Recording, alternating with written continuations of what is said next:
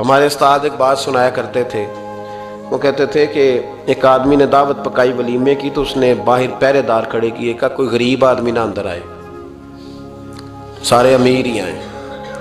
اور میرا تجربہ یہ ہے کہ اب غریبوں کو شوق ہو گیا امیروں کو دعوت دینے کا۔ ناراض تو نہیں ہو گئے آپ لوگ؟ یہ میں تجربے کی بات کر رہا ہوں۔ کبھی کسی غریب کے فنکشن میں جانے کا اتفاق ہوتا ہے نا، تو مجھے یوں لگتا ہے کہ اس کا دل تھا کہ غریب کوئی بھی نہ آئے، غریب کو دعوت دینا پسند ہے، تو امیر تو پہلے نہیں اسے بلاتا، تو پھر بلائے گا کون؟ اس نے سیٹھ صاحب نے ولیمہ اپنے بیٹے کا کیا تو باہر جو پہرے دار تھے ان سے کہا کہ کوئی غریب آدمی اندر نہ آئے، امیر بندے صرف۔ اور نبی پاک صلی اللہ علیہ وسلم نے ایسے ولیمے پر لعنت برسائی ہے، فرمایا لعنتیا وہ دعوت جس میں صرف امیر آئیں اور غریب نہ آئیں۔ اس نے کہا بھی صرف نہ امیر لوگ آئیں، تو ایک بندہ تھا بڑا امیر لیکن بیچارہ نہ کہیں کام کاج سے اٹھ کے ہی آ گیا، تو کپڑوں کو اسی طرح مٹی وٹی لگی ہوئی، تو دیر ہو رہی تھی، گھر جاتا چینج کرنے تو لیٹ ہو جاتا، تو ایسے ہی آ گیا۔ جب وہ آیا تو پہرے دار کھڑا تو اس نے کہا دوڑ جا، تیرا کوئی مطلب نہیں ہے یہاں۔ اس نے کہا یار میں سیٹھ آدمی ہوں، بدلا کپڑے نہیں بدلے۔ اس نے کہا سیٹھ ہوتا تو تیرے کپڑوں سے پتہ نہ چلتا میرے بھائی۔ وہ شخص کہتا ہے کہ میں نے کہا مجھے جانے دو اندر، کہنے لگے تیرے کپڑے نہیں دعوت والے۔ کہتا ہے میں وہاں سے واپس گیا دوڑا، آپ کو پتا ہے نا کپڑے بھی اب اللہ خیر کرے۔ ایک سنگی نو میں ایک دن کیا تو کالی اینک لائی سی، خیر ہے کہندا موٹر سائیکل تے کٹا پیندا، کوئی دنوں تو بعد کار وچ بھی لا کے بیٹھا سی۔ میں کہ ہن اینوں میں کی پوچھاں، ہن تے بہتر ہے اینوں چٹی سوٹی بھی نال دیاں بھئی، کیا اس سے انسان کا قد بڑھتا ہے؟ وہ ہے بات کرنے والی۔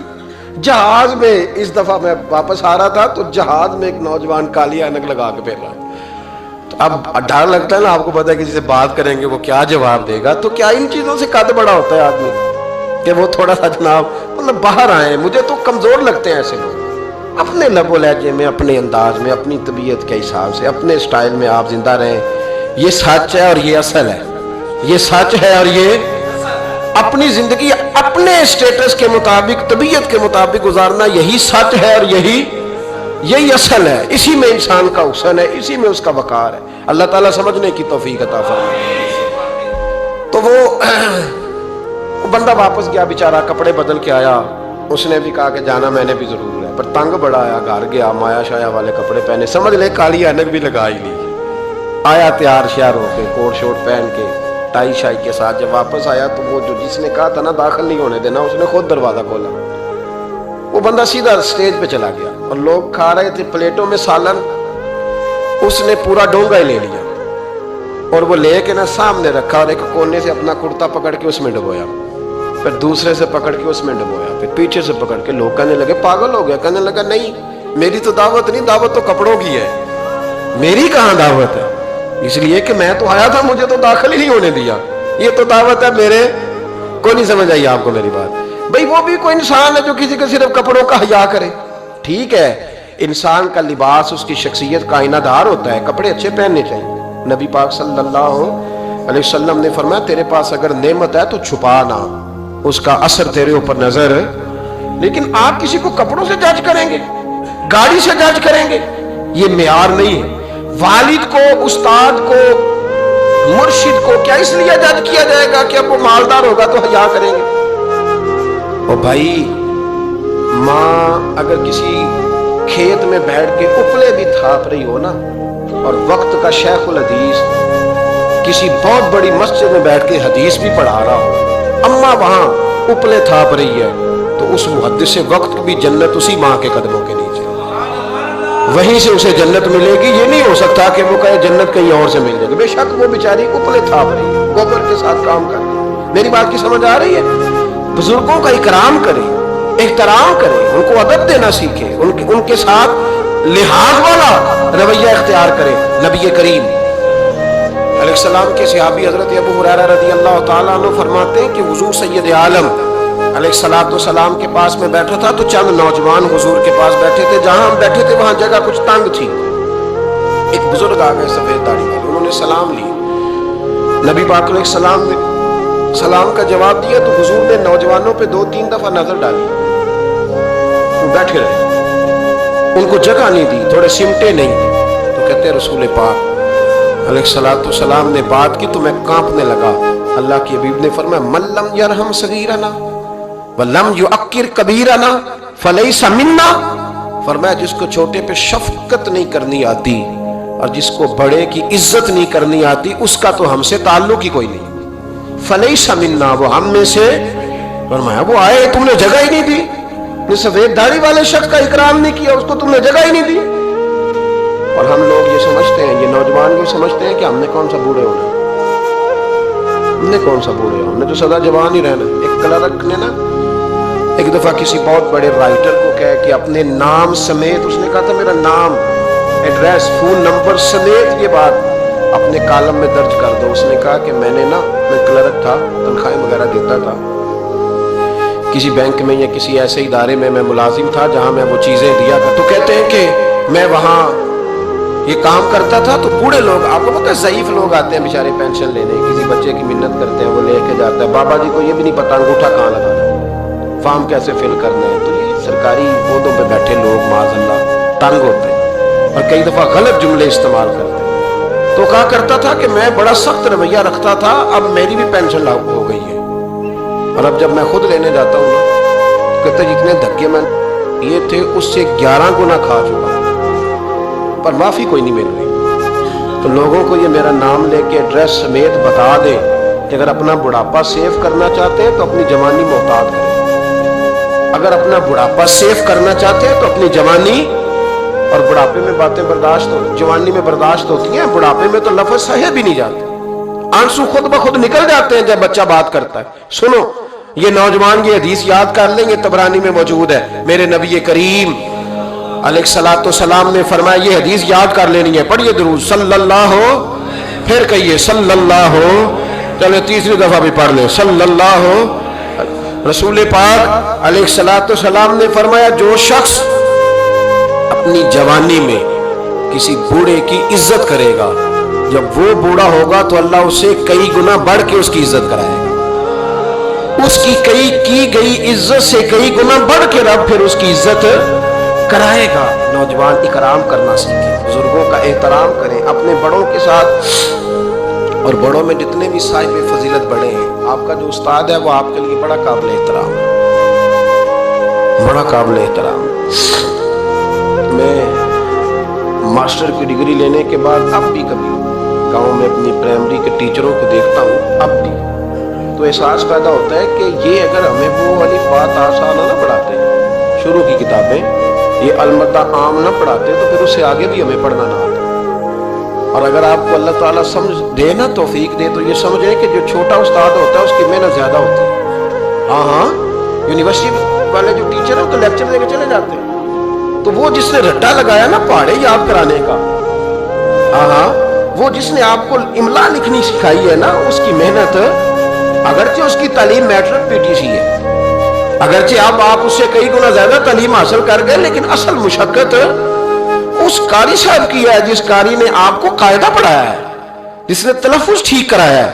ابتدائی کتابوں کے اساتذہ کی مشقت زیادہ ہوتی ہے، بڑے لوگ تو لیکچر دے کے چلے جاتے ہیں۔ تو بھائی ادب کرنا سیکھے۔ میرے رسول پاک صلی اللہ علیہ وسلم نے ارشاد فرمایا، حضور فرمانے لگے ایک تیرا باپ وہ ہے جس کی صلب سے تو پیدا ہوا، اور ایک تیرا باپ وہ ہے جس نے اپنی بیٹی دے کے تجھے بیٹا بنایا، اور فرمایا ایک تیرا باپ وہ ہے جس نے تجھے تعلیم دی، وہ تیرا باپ ہے، اس کا اکرام کر، اس کا ادب۔ اور حضرت مولا علی شیر خدا نے تو شیروں جیسی بات ہی کری، بڑے لوگ بڑی بڑی باتیں، اتنی بڑی بات اس موضوع پر میں نے تلاش کیا ہے، میں نے بڑے لوگوں کو پڑھا اس عنوان پر، لیکن اتنی بڑی بات کہیں نہیں ملی۔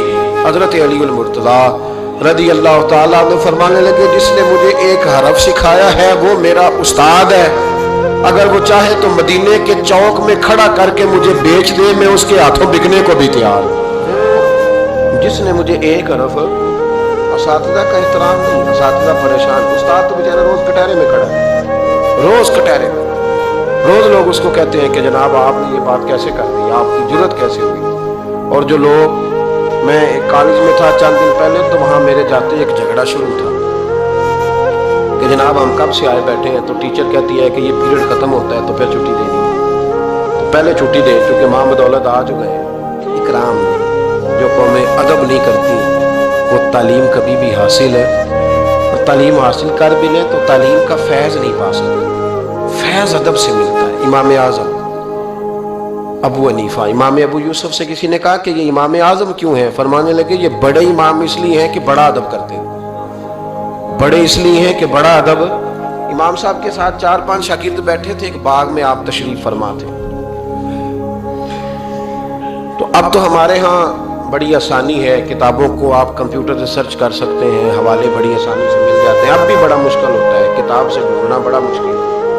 ہم اپنے طالب علموں کو کبھی کہتے ہیں نا صرف کتاب ہی ڈھونڈ کے دے دو، تو وہ کہتے ہیں جی اس کو آپ لگایا ہی حروف ترجیح کے حساب سے کریں تاکہ ہمیں یہ مشقت نہ کرنی پڑے. آپ اس کو حروف ترجیح کے مشورے دیتے ہیں. کوئی کہتا ہے جی آپ فن کے لحاظ سے کتاب میں حدیث علیحدہ رکھا کریں، تفسیر علیحدہ رکھا کریں تاکہ ہمیں کوئی مطلب حرکت نہ کرنی پڑے. مشورے دیتے ہیں. چلو اچھے بچے بھی ہوتے ہیں، سارا کچھ ساتھ ساتھ ہی ہے. تخریج کا کام کرنا بڑا مشکل ہے آج بھی. جب آپ نے صحیح مطالعہ کرنا ہو تو پھر موبائل شبائل بند کر کے ہوتا ہے. جب آپ نے کسی چیز پہ ریسرچ کرنی ہے، اس کو ہر لحاظ سے اور ہر زاویے سے آپ پڑھنا چاہتے ہیں، پھر یہ مشقت والا کام. اس زمانے میں زیادہ مشقت ہوتی تھی، گرمی بڑی سخت تھی، تو امام اعظم رحمۃ اللہ علیہ نے 2-3 شاگرد منگا لیے.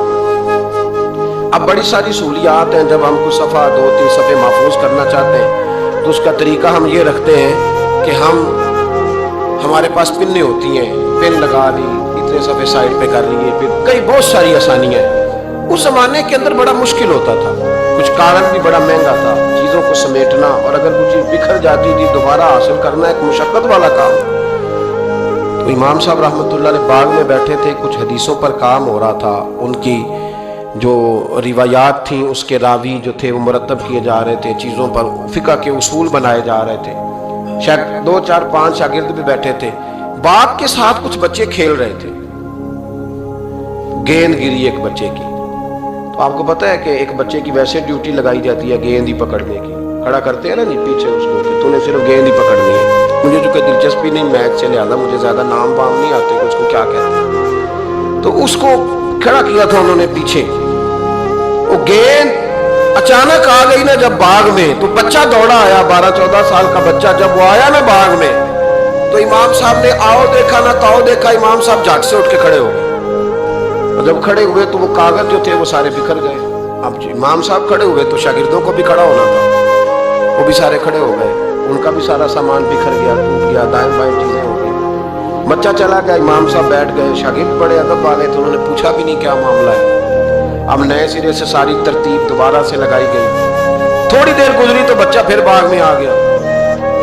امام صاحب پھر اٹھ کے کھڑے ہو گئے، پھر ساری چیزیں بکھر گئی. تیسری دفعہ وہ پھر آ گیا. اب پتہ نہیں وہ کتنی دفعہ آئے گا. بار بار شاگردوں کو بھی اٹھنا پڑتا، وہ کاغذات سارے بکھر جاتے. بالآخر ایک شاگرد بول پڑے، کہنے لگے حضور یہ تو بچہ ہے، یہ 100 دفعہ آئے گا.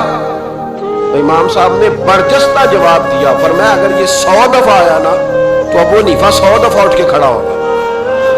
میں کھڑا ہوگا، تمہیں تو نہیں نہ پابند کر رہا. کہا حضور ماجرا کیا ہے، کون ہے یہ بچہ؟